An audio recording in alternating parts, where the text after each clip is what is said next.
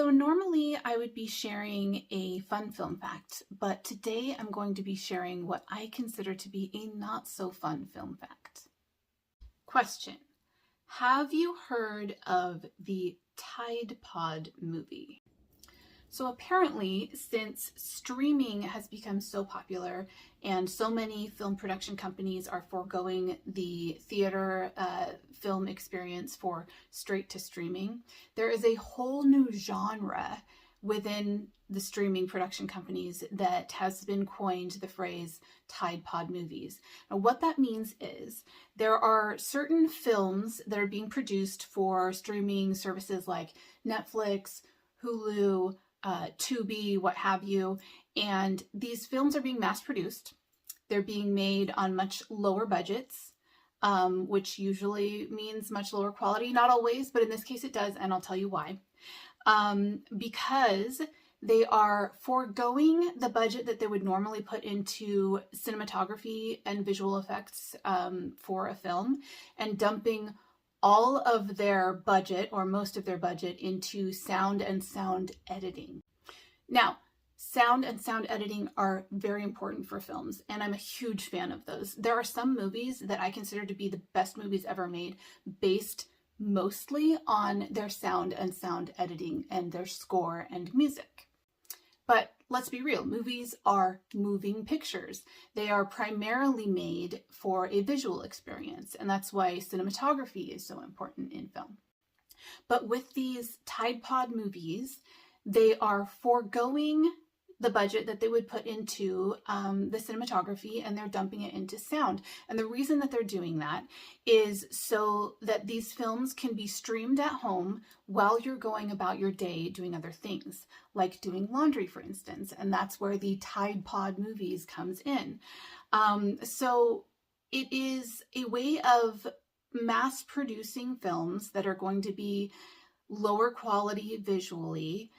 They might have good sound quality, but in a truly good film or truly great film, the visual quality and the sound quality are both up and are both taken into account.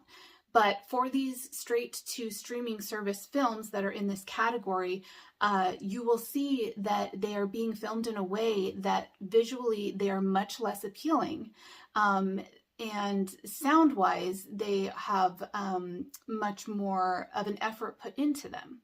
So I don't know if you've noticed this or if you've seen any films like this, but they tend to look a lot more like the quality of a TV show visually or a TV special rather than cinematic like you would expect in a film. And in many ways, the motivation for this is that people are more likely to stream these films when they can watch them while they're going along doing what they do, because we live such busy lives nowadays, and our attention spans are so much shorter. We're so distracted, and we have so much going on. We're not gonna necessarily sit down and watch a whole movie the way that we would have in the past, the way that culture has shifted. Also, we tend to be looking down at our devices and scrolling instead of looking at the screen. So these films are being made and mass produced specifically for these reasons, so that they can still have an audience and still make money for the production company without putting as much money into the project and being able to crank these things out faster, giving more avenues for making money faster and faster and more often, and just cycling through these projects rather than taking, a year or two to get a project out. We're looking at like a few weeks to a couple of months, and here's a movie. To me personally, it's a sign of the times. It's really pointing out how much more important it is in the film industry in general to make a buck than to make art. And to an artist and to a cinephile like myself, I find that to be very sad.